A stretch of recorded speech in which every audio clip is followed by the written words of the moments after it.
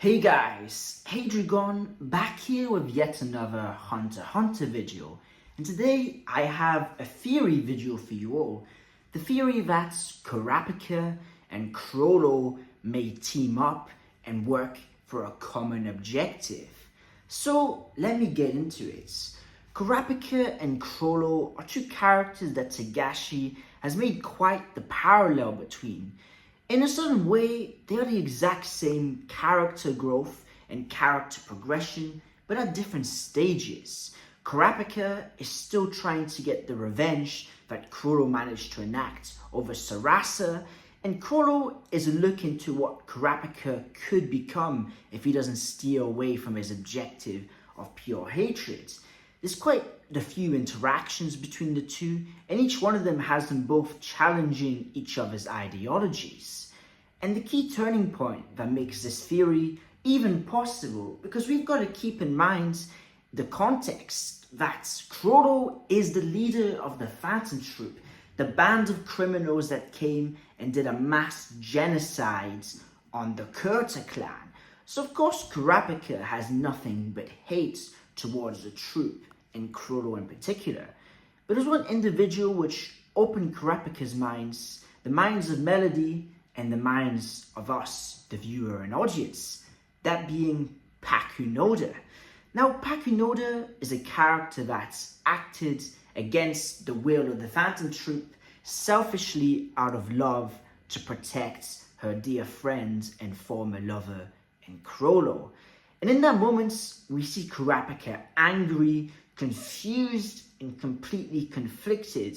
And we get this monologue from Melody, who's grown to become very in tune with Kurapika and his emotions, saying, "You can feel it, don't you, Kurapika? She is here for the exact same motive as you are.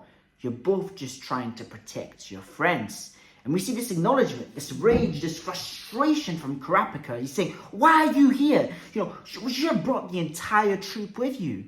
And Pakunoda is just dead set on this honesty, this pure love to get back Chrollo.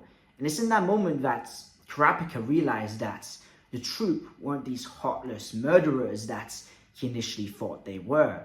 And then the trade gets made. They both get their friends back, and that's it. But now in the story, we've got quite the conundrum. Chrollo is in a very similar state as he was after Kurapika killed Uvogin.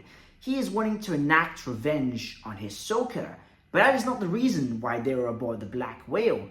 It is to get the free Kakin treasures and to finish off the objective of the Phantom Troop as a whole. They've said that once this mission is over, the troop will be disbanded and hopefully the lives of the members can be spared. And now the free treasures of Kakin work coincidingly to bring the troop the greatest treasure they have yet craved, the acknowledgement amongst the many. It is the next step after their big operation for the auction in Yorknew to get free national treasures. And Chrollo wants to use this as part of a condition for his skill hunter bandit secrets to manage to take Ahsoka out for good. As right now, even he acknowledges he doesn't quite have the power to do so definitively.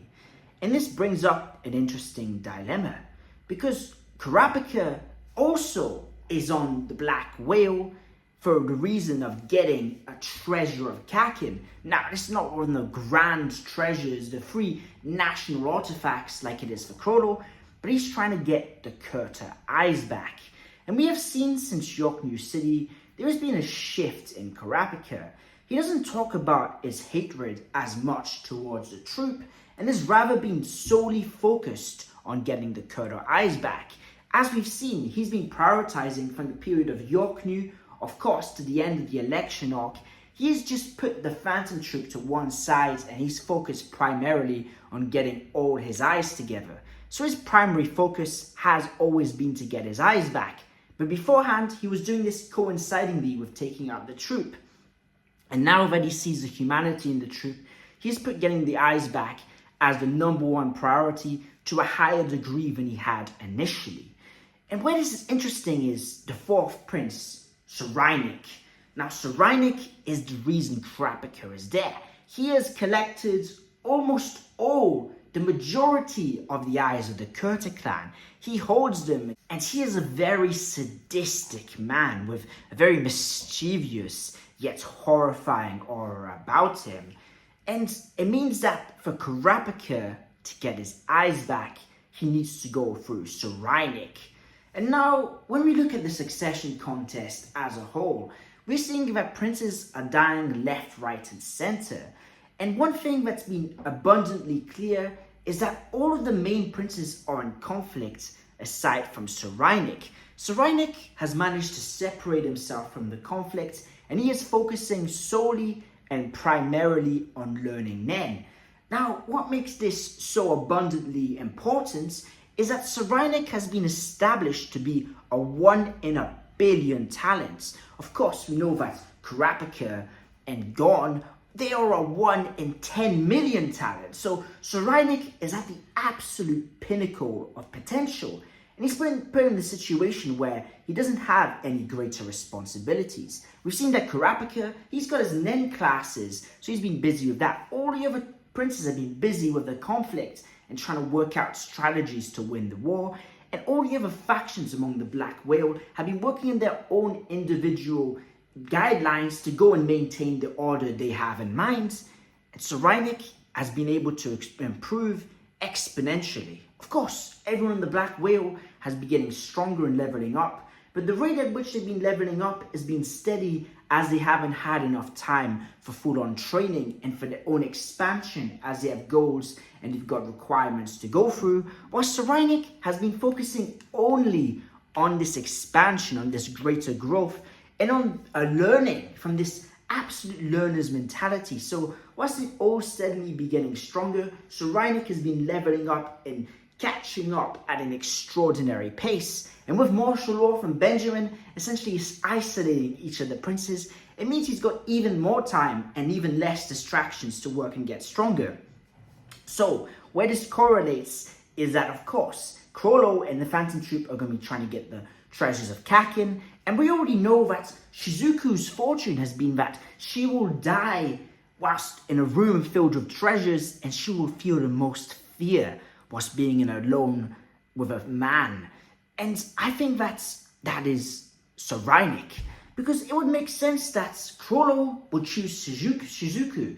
Shizuku, of course, we know was in the disguise, and Shizuku's ability, Bisky Vacuum Cleaner, would be able to take out an entire room, similarly to how the Owl did with the auction at Yorknew. So they've already seen that playbook, and that seems like that would be the repetition. Now, why would Chrollo leave Shizuku? Most likely for Hisoka offers a greater threat that comes in. So I believe that if Tserriednich is able to defend the treasures of Kakin, now why would he defend the treasures of Kakin? Let's just establish that very quickly. He would defend the 3 treasures of Kakin because he wants to become the king of Kakin. We already saw, as it was established through Benjamin, that he doesn't really care about lots of the responsibilities he has, but he forces himself to. When they were talking about, all this stuff with the law and all the judicial processes, he says, I'm going to need to be on good terms with them for when I am king, so I can have a more positive and healthy relationship and better rule Kakin. And now Tserriednich has a similar mentality to Benjamin, but to a much more extreme extent. Whilst Benjamin views his superiority from the sense of his strength, competence, being the firstborn, Tserriednich views his from an utmost respect for himself. He believes himself to be the most superior of them all. He's got a very similar mentality to Hisoka, which means that he will very much want to be the greatest Kakin king of them all. So there is absolutely no way he would let one of the prized possessions of his gold just vanish. So, considering that Tserriednich kills Shizuku, as Shizuku is one of the Phantom Troop members that's been destined to die from Neon's fortune, it would mean that Chrollo would have Tserriednich on his hit list, being that he wants to avenge all the deaths of his close friends. And Chrollo and Kurapika then would have a common enemy. Now, of course, having a common enemy doesn't exactly equate to a team-up, but in this scenario where Tserriednich the more and more he trains becomes a monopoly within the black whale, the more and more it becomes an extreme case scenario.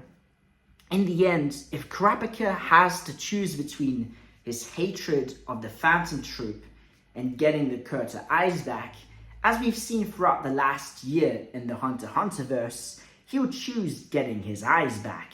So I think that this is the context in which the team up would happen. They need to take out Tserriednich, Chrollo for revenge over Shizuku and to get the Kakin treasures, and Kurapika over the threat of Tserriednich to his new responsibilities along the Black Whale, and to get his absolute goal in life, the eyes of the Curta clan back.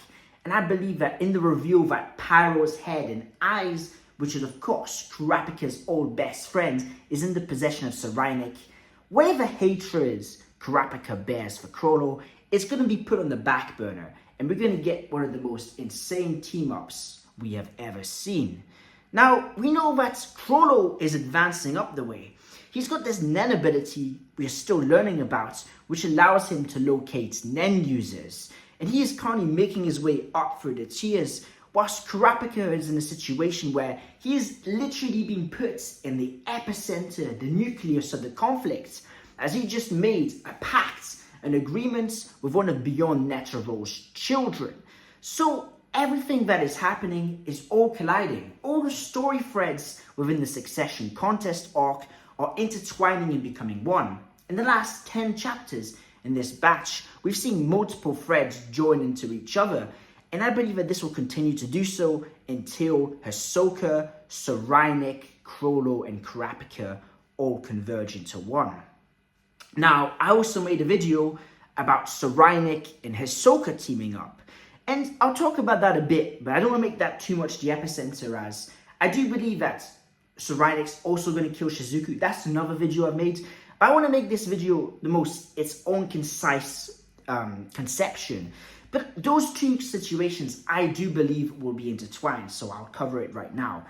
And that being that Tserriednich and Hisoka have similar goals. Hisoka wants to take out the Phantom Troop, and the Phantom Troop wants to take the treasures of Tserriednich, being the treasures of Kakin. So I think that both of them having this mentality of superiority and having this extreme intuition will be able to respect each other's skill and prowess. It's completely in the character and in terms of Hisoka that he would look at Tserriednich and see his potential and have some sort of admiration for him, as he does with Gon. And for Tserriednich, he will see Hisoka as what he is, one of the utmost strongest characters in the entire verse, and he will show absolute respect for him as he does for Halkenberg. This level of respect has been shown from Tserriednich in the past and will be shown in the future. And as it all goes down, it'll be a situation where it'll be Tserriednich and Hisoka against Chrollo and Kurapika, and possibly even the rest of the Phantom Troop, because of how much Hisoka and Tserriednich, both of them, are leveling up at a speed faster than any of the other characters.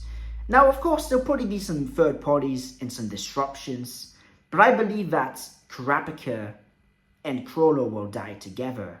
And this is the concluding point of this theory, is that we know the Phantom Troop aren't going to survive. We know this is the last mission, and from the inception of the Phantom Troop and from what Togashi said about the troop, they've always been a group that are a means to an end. They were never meant to survive. The Phantom Troop are going to die at some point. I think this is the perfect time to. As we see, Kurapika, he himself has been using up a lot of his life force, using Emperor Time on someone which isn't a spider, which of course that's the great condition, is that his life force gets eaten up even faster than it normally does on Emperor Time. So he doesn't have much time left the more he's forced to use his abilities. And this will just be a very, very beautiful moment with Chrollo and Kurapika, which are two ends of the exact same coin. Now, Kurapika has very much grown since his initial encounters in Yorknew. He has seen that life sometimes means you have to play dirty. He hasn't become quite the murderer that the Phantom Troop, of course, are, But he has gone down his own dark path the more he's grown through the Mafia. And we've seen this darkness as he confronts Mizai, threatening to kill him. And I think that this darkness and the newfound lightness we've seen in Chrollo as he's reflecting on his past and he's motivated purely to protect his friends means that it's a similar dynamic than we had with Meruem and Gon, when Meruem becomes more of a human as Gon becomes more of a monster. So I think that at some point they'll become close enough to each other where they can find some common grounds and have some sort of respect for each other. Chrollo is definitely going to die, and I think that Kurapika being there in the moment where he dies is absolutely essential since they're completely intertwined with each other. Chrollo is the head of the spider, and Kurapika is the one that was caught inside the spider web with his entire life getting eaten by the spider. So I think that this all occurs before we reach, of course, the new continents, before we get to the dark continents. So this will be something that occurs within the next few batches. And as Tserriednich is moving at speeds unheard of, I doubt he is going to be taken out. But at the same time, we need some resolution to Kurapika's story. How do you get resolution to Kurapika's story if you can't take out Tserriednich and get all the eyes back? Well, maybe you find some way of taking out Tserriednich, right? Maybe Tserriednich hasn't had enough time to develop, which then would feel a bit underclimactic with how much he's been built up. Or you find some kind of teamwork or strategy to take him out. But then again, that would also a bit take away from just the size and magnitude of the potential that's been enthralled upon us about Tserriednich. These panels of him holding the globe and saying, "This is mine." The hype is very much real and very justifiably so. So the way to do it is that you have Chrollo's death being the victory / conclusion for Kurapika. Whether Kurapika dies with Chrollo, with one of them smiling and the other crying, or just having some kind of dynamic like that, or whether Kurapika lives on for longer, I do believe that that would be Kurapika's closure. In the end, the death of Chrollo signifies the part of the revenge that's been brought back. Yeah, it's not the ultimate goal of having all his clansmen rest in peace, but it is at least partially towards that goal. I wouldn't put it beyond Tserriednich to, for some sort of respect, just give Kurapika the eyes. He is someone that's been shown to become rather illogical when he's been confronted with people that have his respect. He even says, "Maybe I have a crush for Theta," after Theta tries to kill him, which means he completely respects the courage he has, so much so that he is willing to act rather bizarrely in that scenario. And the thing that makes this so interesting is that we had so much foreshadowing towards this team up in Yorknew where Kurapika is really trying to villainize Chrollo and Chrollo isn't giving him anything. And also in that other moment where Kurapika shows Chrollo mercy and Chrollo complies so willingly, right? There is a sense of gratefulness in Chrollo that Kurapika didn't kill him. You see in those moments where he's liberated and he starts going east, where of course he learns of the Kakian Empire and learns of the treasures, he has less hatred for Kurapika. We see his mind is very much on Hisoka more than Kurapika, and we see that Kurapika's eyes are very much on the actual eyes of the Kurta clan rather than the Phantom Troop. So the way that all these stories have intertwined means that I think they're both heading on a collision course which will end up on a far bigger slope. They'll both reach the peak of a bigger mountain, being Tserriednich, that they're both trying to overcome. And we'll see the only logical solution as working together to some capacity. Now, this video has been very, very interesting. I hope I've kept my thoughts as concise as possible. I'm not sure how long it is, but I know it's quite the lengthy video. So thank you so much for sticking by and watching. And yes, I hope you all have an incredible day. If you love Hunter x Hunter, I do Hunter x Hunter videos 3 times a day. Tuesday, Thursday, and Saturdays, I do theory videos. I do chapter reviews, character analysis, versus battles. So if you love Hunter x Hunter, I highly consider subscribing. And if you've got a suggestion for a video you'd like me to do, please leave it down below. And if you enjoyed this video, please leave a thumbs up. This was Hadrigon. I hope you've all had a fantastic holiday season. And yes, peace out.